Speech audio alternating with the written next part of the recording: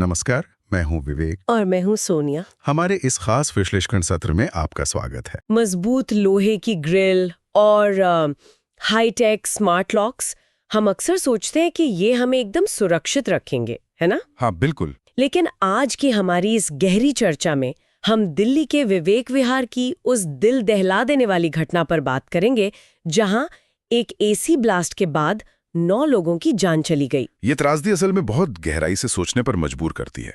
आज हमारा मकसद यही समझना है कि कैसे ये जो आधुनिक सुख सुविधाएं हैं या जो सुरक्षा के उपाय हैं, वो आपातकाल में सबसे बड़ा जाल बन जाते हैं। सही बात है। मतलब इसके पीछे का विज्ञान और जो ढांचागत कमियां हैं, उन्हें समझना तो अब बहुत जरूरी हो गया है। एकदम। रात के करीब 3:40 हो रहे थे जब आग लगी। लेकिन सबसे परेशान करने वाला सवाल ये है कि लोग बाहर क्यों नहीं निकल पाए। यहीं पर वो ट्रैप इफेक्ट सामने आता है। असल में जो उपाय हमने बाहर वालों से या चोरी से बचने के लिए लगाए थे, उन्हीं ने घर को एक तरह से सील बंद पिंजरे में बदल दिया। बाप रे, मतलब सुरक्षा के लिए बनाया गया घर ही एक पिंजरा बन गया। एकदम सही कहा। होता क्या है कि आग लगते ही सबसे पहले बिजली की लाइन जलती है या ट्रिप हो जाती है, और बिजली जाते ही आपके सारे जो डिजिटल या स्मार्ट लॉक्स हैं वो फेल होकर जाम हो जाते हैं। ओहो, मतलब दरवाजे ही नहीं खुलते। हाँ, दरवाजे पूरी तरह जाम हो जाते हैं। और बालकनी में जो लोहे की भारी ग्रिल्स लगी होती हैं, उन्होंने बाहर निकलने का रास्ता वैसे ही बंद कर दिया। और जो लोग छत की तरफ भागे होंगे, जो लोग जान बचाकर छत की तरफ भागे, उन्हें वहां के दरवाजे भी हमेशा की तरह लॉक मिले। ये तो बहुत ही भयानक है। लोग मतलब अंदर ही पूरी तरह कैद होकर रह गए। लेकिन मैंने सुना है कि ऐसी घटनाओं में आग की लपटें पहुंचने से बहुत पहले ही कुछ और जान ले लेता है। हाँ, असल कातिल तो धुआं होता है और इसके पीछे एक विज्ञान काम करता है जिसे हम चिमनी इफेक्ट कहते हैं। Chimney effect? ये क्या होता है? जो सीढ़ियों का खाली वर्टिकल हिस्सा होता है ना, वो एक वैक्यूम या चिमनी की तरह काम करने लगता है।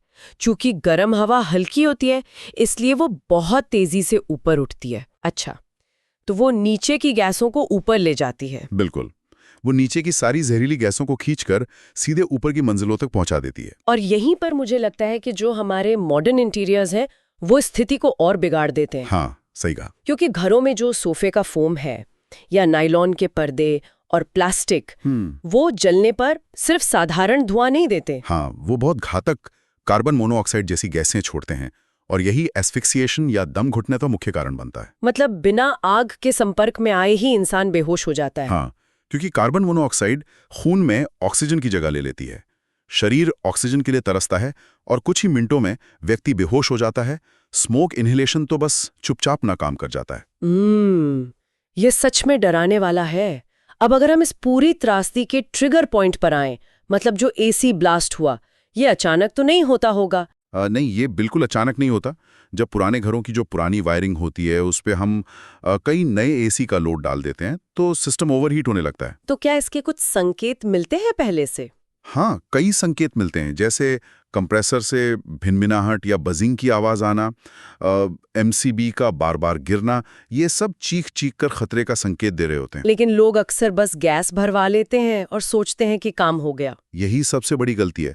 वायरिंग पर लोड कम करने के लिए तापमान को 24 डिग्री पर रखना बहुत ज़रूरी है, जिससे कंप्रेसर को बीच बीच में ब्रेक मिल सके। लेकिन मैं सोच रही थी कि क्या सिर्फ एसी की सर्विसिंग करवा लेना या तापमान सेट करना ही काफ़ी है? मुझे लगता है समस्या इससे कहीं ज़्यादा गहरी है। हाँ, आप सही दिशा में सोच रही हैं। क्या हमें अपने घरों की पुरानी पड़ चुकी वायरिंग को पूरी तरह से अपग्रेड नहीं करना चाहिए? एकदम 100% की बात कही आपने। सिर्फ सर्विसिंग से बात नहीं बनेगी। जब भी आप घर में कोई नया भारी अप्लायंस लगाते हैं, तो ब्रांडेड और सही गेज की वायरिंग लगाना अनिवार्य होना चाहिए। हाँ, क्योंकि कमजोर नींव पर नई मशीनें चलाना तो सीधे खतरे को बुलावा देना ही है। बिल्कुल। और एक और गंभीर सच्चाई है, जब कोई हादसा होता है तो बचाव के लिए सिर्फ 10 से 15 मिनट का एक गोल्डन रेस्क्यू विंडो होता है। मतलब इतने कम समय में फायर ब्रिगेड का पहुंचना सबसे जरूरी है। हाँ, लेकिन हमारे शहरों का जो अनौपचारिक शहरीकरण है, वो इस विंडो को ही खत्म कर रहा है। संकरी गलियां हैं और बिना नक्शे के बनी अतिरिक्त मंजिलें हैं, जो फायर ब्रिगेड के रास्ते को पूरी तरह से ब्लॉक कर देती हैं। बिल्कुल, गाड़ियां अंदर समय पर जा ही नहीं पाती। तो सोचिए, जब घर अंदर से सीलबंद पिंजरे बन चुके हैं और बाहर से मदद पहुंचने के रास्ते भी बंद है, तो क्या ये जो अवैध निर्माण है वो हमारे शहरों को एक टाइम बम नहीं बना रहे हैं? ये वाकई एक ऐसा सवाल है जिस पर हम सभी को गंभीरता से विचार करने की जरूरत है। अभी के लिए बस इतना ही। मिलते हैं अगले वीडियो में।